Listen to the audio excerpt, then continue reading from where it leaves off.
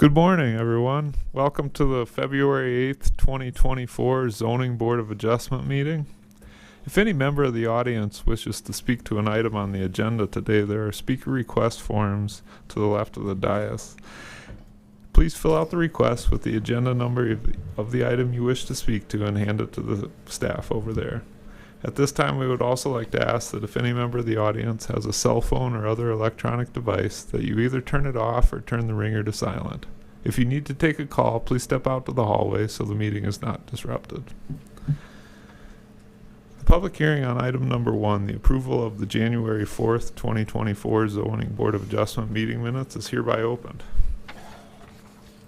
Motion to approve? All right, Vince made the motion to approve those minutes, and Karen seconded that motion.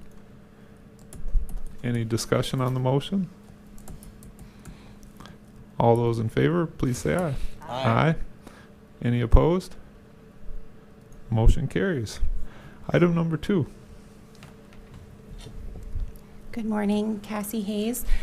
Item number 2 before you is a variance request to reduce the front yard setback from 20 feet to 6 feet 6 inches, reduce the rear yard setback from 25 feet to 17 feet 11 inches, and to reduce the parking requirement from 2 spaces to 1 space for this property located off of 11th Street. This property is currently zoned medium density residential district with a future land use of urban neighborhood. And 11th Street is a local street. This property was significantly damaged due to negligence of a third party, so the applicant is proposing to rebuild a single-family residence on this property to replace the damaged dwelling. As you can see, this is how this single-family residence currently sits on this property. This is considered a small lot by Rapid City Municipal Code. It does not meet the minimum lot size requirement for a medium-density residential district. However, Boulevard Addition was originally platted in 1885, and this residence was built in 1934. So right now, lot size and setbacks are legal non-conforming. However, by code as well, if this building was damaged to an extent of more than 50% of its value at the time of the damage, it cannot be restored without coming into legal compliance. So that's why he's requesting these setback variances. This is what he is proposing to reconstruct on the property.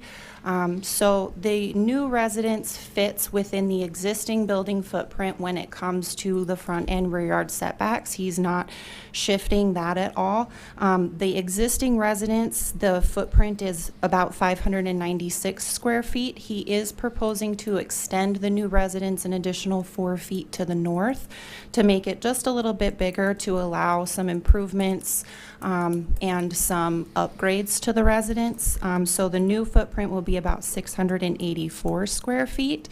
He's going to remove the existing deck that exists on the north side, move that deck to the back, and then extend it 4 feet to the north.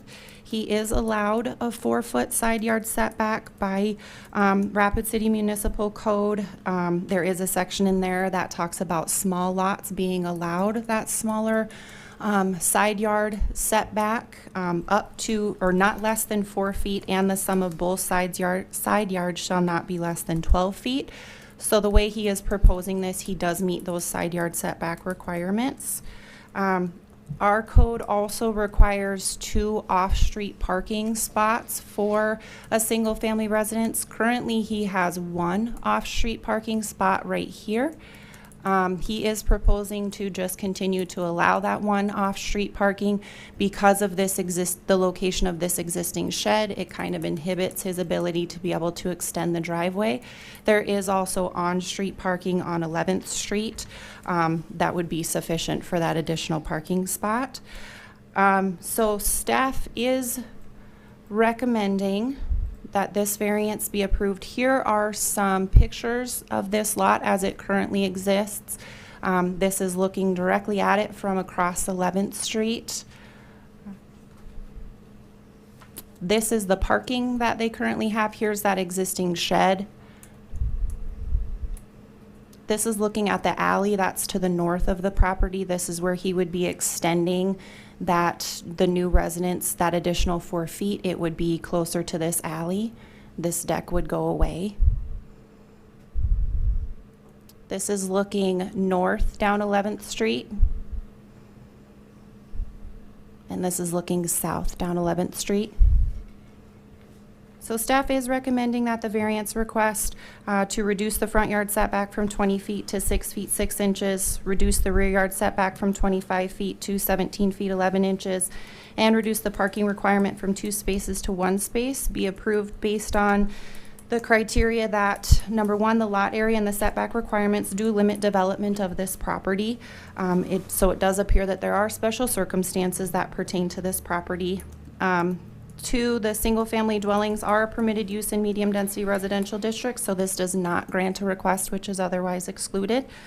3, the requested setback reductions allow for the proposed residence to be constructed within the existing building envelope with regard to the front and rear setbacks. And the requested parking reduction does allow the existing off-street parking to remain the same. So it appears that those requests are the minimum adjustment necessary for reasonable use of the land. And as the building location and the off-street parking will remain largely unchanged from the current conditions, the variance will not change the character of the neighborhood. So staff is recommending approval with one stipulation, as this does fall within the historic district as well. I'll stand for any questions. Thank you. Any questions on this one from the commission? Haven? I'll raise a question that maybe it doesn't apply specifically to this request, but as this photo shows, there's a fairly large distance between the curb and the sidewalk. I guess my question just generally on this and other properties, who owns that? Is that part of the street right of way, and who maintains that? Not only the grass, but the trees in that area. Vicki? Thank you, and thank you for the question. So that is known as the boulevard between the sidewalk and the street, and it is owned by the city. It's in public right-of-way. However, a property owner on a residential lot is responsible to maintain the landscaping in the boulevard area. On any of your homes, if you're mowing and you forget to mow the boulevard, you'll get cited for not mowing it. If you go to plant a tree in that area, you have to get a right-of-way permit to plant that tree to ensure that it doesn't encroach into utilities, create site triangle issues. And in this instance, even though it's within the public right-of-way, the property owner is responsible for the maintenance. And so, sometimes it gets pretty expensive to maintain or remove a large tree. Is that also the property owner's obligation? Yes, it is. Mr. Chair? Vicki? If I might. So, Cassie, thank you. You did an excellent job in presenting that. One of the exciting things about this project is this is a lot that had a very old home. Historic, and I hate that we lost that historic structure, but he's coming back with a brand new structure within the previous footprint, and to our knowledge, the existing structure caused no issues for that neighborhood. There is a parking spot in the street in front of this lot, so that if they do need 2 parking spaces for this residence, and it's required that each residential lot have 2, it won't take up any of the other street parking in front of another residence. So we certainly are supporting this. We hope that you get behind it too, based on the criteria as cited by Cassie, and just noting that this is reasonable reuse of an existing lot, and this is a very small lot, which was quite standard back in the time when this area was subdivided. All right, any other comments or questions from the commission? Pat Roseland. This has been a very interesting project for me. I read a lot about it. And I'm just going to read something I wrote up last night. As a long-term resident of West Boulevard Historic District, I applaud Cassie Hayes and our city planners for recommending this variance for the owners on 920 11th Street. I've been a proponent of being flexible on lot setbacks for the West Boulevard Historic District for years, as Vicki Fisher and more recently Jonathan Howard can attest to. Today's municipal codes do not relate to the West Boulevard Historic District because of the different setback criteria in place over 100 years ago. I feel that each project in our district should get its due diligence on their own merit. I am happy to see that this being done in this case. Thank you to our city planners for seeing the value in recommending this variance to be approved by this commission. Thank you. Thank you. Anything else from the commission?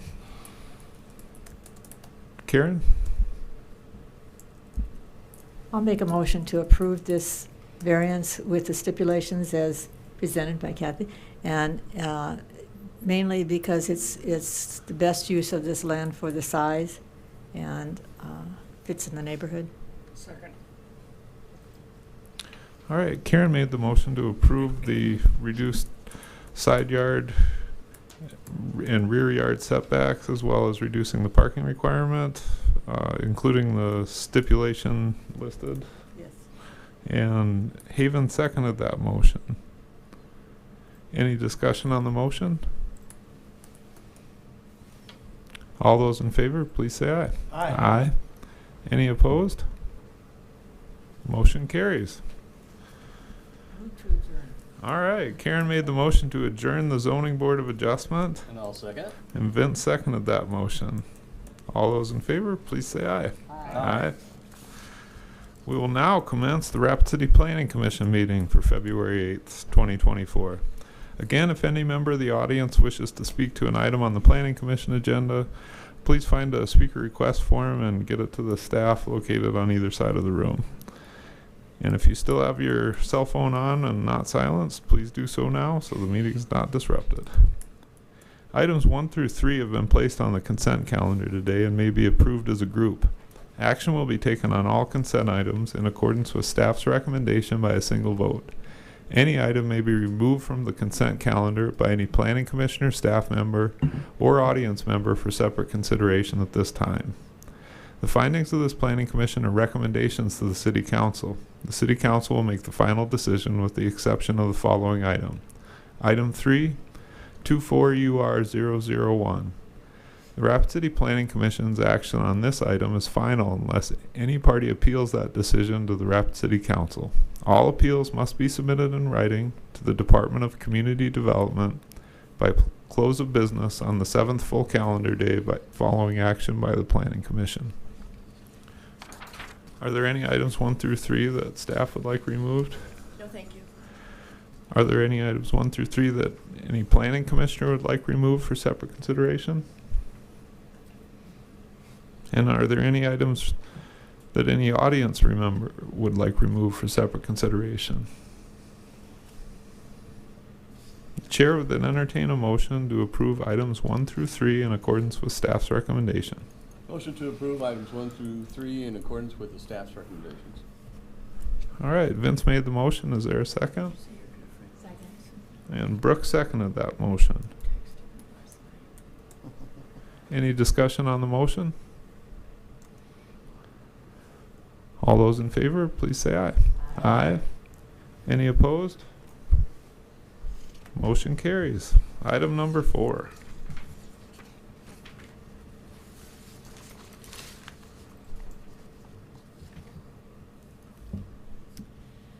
Chair, Commission, thank you. Jessica Olson, I'm the current planning manager for community development, and today we'll be going through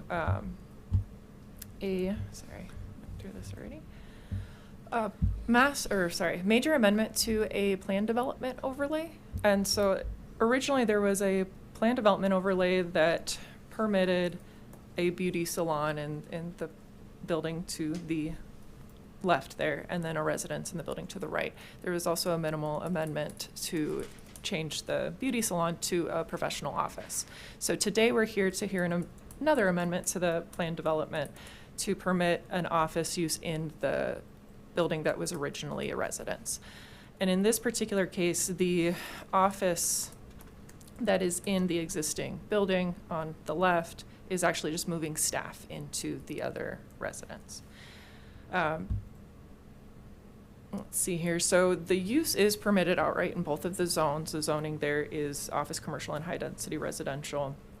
The proposed use is consistent with the future land use categories, And this is on a principal arterial, so it's supporting that kind of professional office use as well. There are some requests for exceptions in this proposal, and they're primarily based on the parking situation. And so this is an older development. It's a tight kind of spot. They're using shared parking as well between the two parcels. The number of spaces does not meet the minimum required. Originally, the office commercial, through the minimal amendment, was permitted to use 4 spaces. There are 4 spaces on site for that parcel. One of them being an ADA space, so we've got 1, 2, 3, and then there's 4s tucked over here. Adding office space to the other building would require an additional 9 spaces, totaling 13. There are only 9 spaces on the property for off-street parking at this time. Since the use is, I mean, it's a accounting office, there's minimal staff, there's minimal people coming on site. Those buildings wouldn't support an extensive office use anyway, and they don't have any parking issues today. And so them moving staff into the other building, there does not seem to be an issue with the parking at this time. There is sufficient on-street parking in front of the spaces on Quincy as well as along 5th Street as well. And having seen it multiple times a day, as it is just down the street here, they're not fully used. And so they don't have a parking problem today, not anticipating that they would with this proposal. There's a couple other things with the parking. One being the drive aisle widths are at 20 feet. The requirement is 26. Again, the space on this property is limiting, so they wouldn't be able to expand that. They're asking for an exception there. They have not had issues driving in and out of this site in the past. The last piece is there are 2 spaces, 9 and 8, right here where the cursor is, that are 16 feet long. The requirement is 18 feet long. And they, again, don't have a problem today. There's not space. There's kind of, it's not shown on here, but there's some kind of landscaping things that would prohibit them from being able to expand those spaces further. And so since it is working, and they've noted that they have smaller cars and there's not a ton of car traffic in this area anyway, that it would be okay to continue having those smaller spaces on this property. And then the ADA requirement is 1, and they do meet that. So there is significant landscaping on the site already, so they meet their landscaping requirements as is. There's no additional requirements for planting.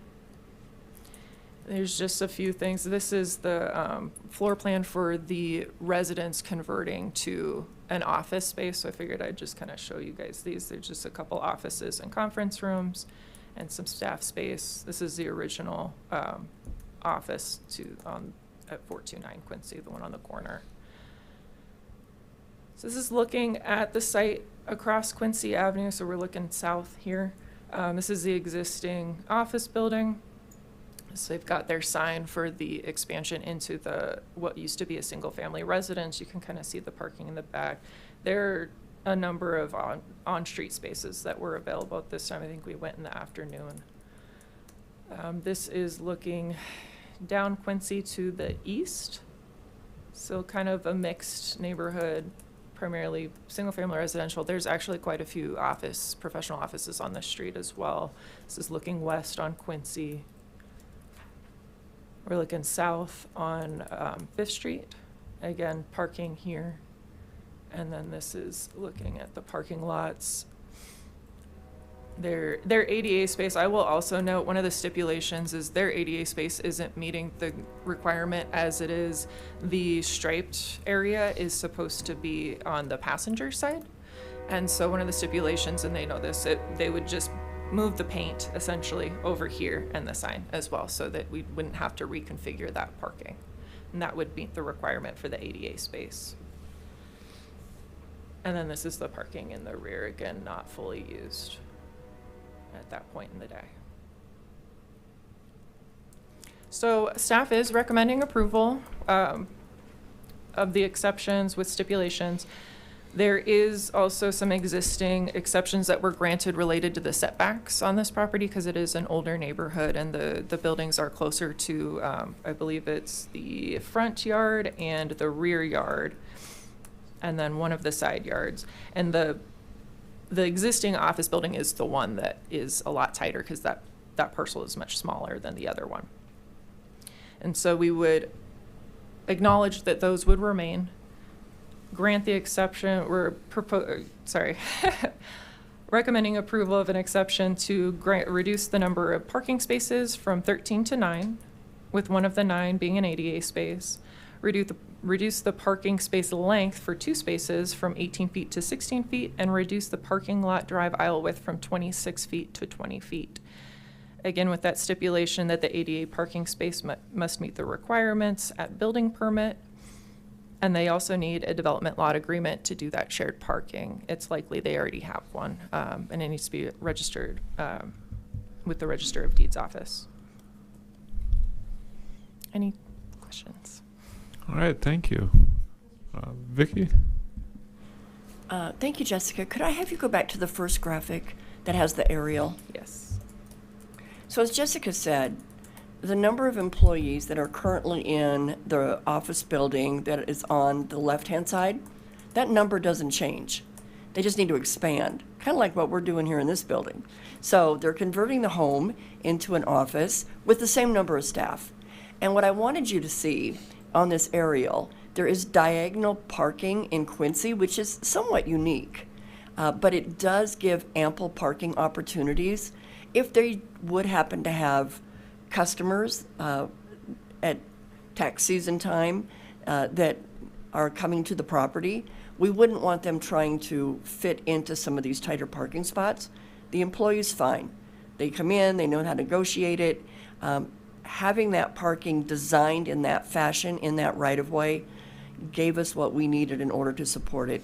And again, what a great reuse of this property, so that if the residential use wasn't working for the property owner, expanding the office use, making it vibrant for their needs, it just continues to enhance the value of this property in this area of our community.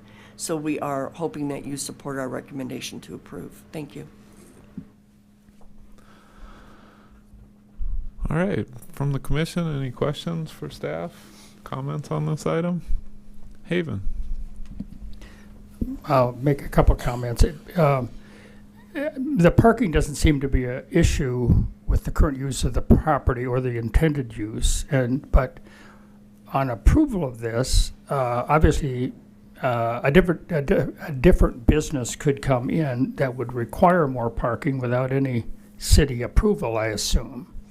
And the other question I kind of had, or observation, it would also appear that these are separate lots, and the residents they're intending to convert to an office could be sold separately from the current office building, and I would assume that wouldn't require any city approval either. Both of those would affect the parking situation. Maybe I'm combining too much into this question or observation, but there is off-street parking here that looks like a lot of off-street parking. Now, however, is that always considered when approving an application such as this, or does it require on-site parking? Yeah, Vicki? Again, thank you for the question. Let me see if I can get them all answered in the order that you asked them. First, stipulation number 5, as noted in the project report, identifies that this major amendment to the plan development is to allow these 2 structures to be used for these offices. Any change will require a major amendment, and you, the Planning Commission, will review that. So if there is an office use that should come in that has more client activity, more staff, you're going to have the opportunity to see it. In addition, as Jessica noted, one of the stipulations is they enter into a developmental lot agreement. By essence of recording that at Register of Deeds, it identifies that one lot cannot be sold separately from another. It's just a more efficient way of platting it into one parcel without the expense and time of platting it. And then down the road, if these convert back to residential uses and they wanted to revoke the developmental lot agreement, we have a process through, but it takes city action to do that. So we have preserved the integrity of approving this with the acknowledgement that the uses as proposed are what's allowed with these reduced parking, that one lot can't be sold without another. And was there another question in there, Haven, that I didn't answer? The issue with considering the off-street parking to make parking adequate on the property. So again, they have sufficient parking for their employees and their scheduled customers. It's usually, you're not driving around saying, hey, I'm going to stop by and see my accountant today. That's usually with an appointment. But we also acknowledge that there are times of the year coming up soon where accountants get busy. And so we wanted to ensure that that street parking could meet that customer count in that limited time of the year when they probably do exceed the parking that's on the property. And we believe with the diagonal parking in Quincy, as shown in the aerial, that they can meet that need. And so that would be a normal consideration that you would, on an application like this, would consider the availability of off-street parking so that so to allow them to meet their parking requirements? Yes, and Haven, I think we are converting you to being a planner.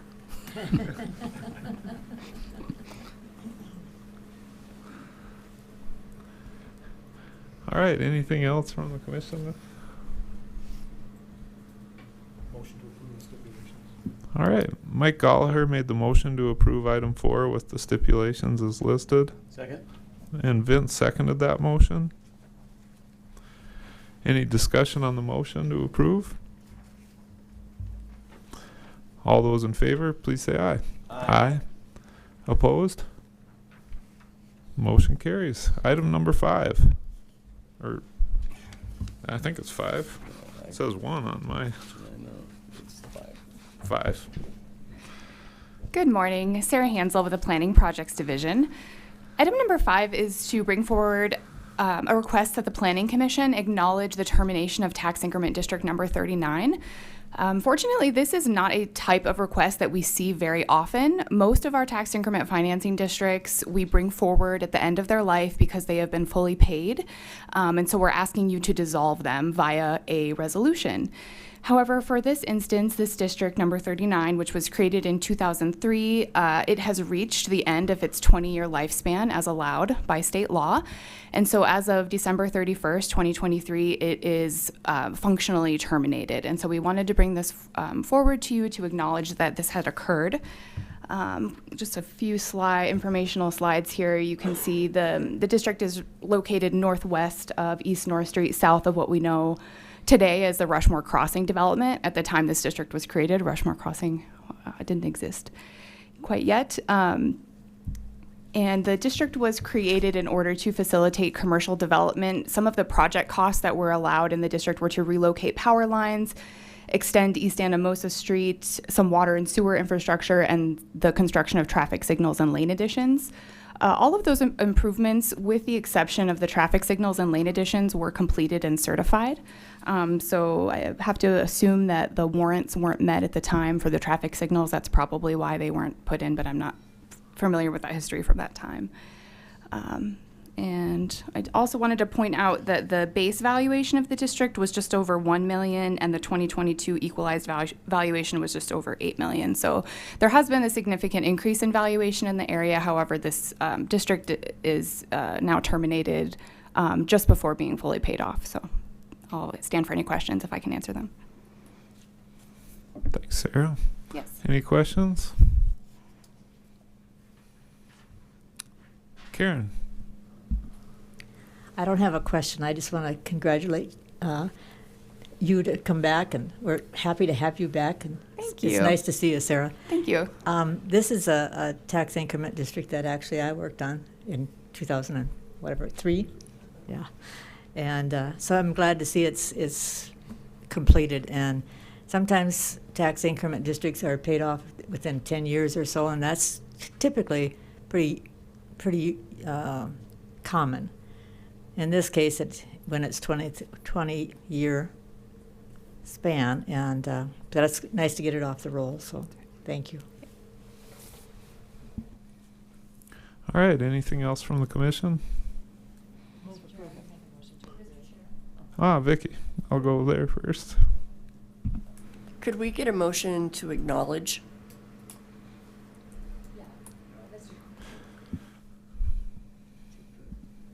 Mr. Chair, a motion to acknowledge the termination of tax increment district number 39.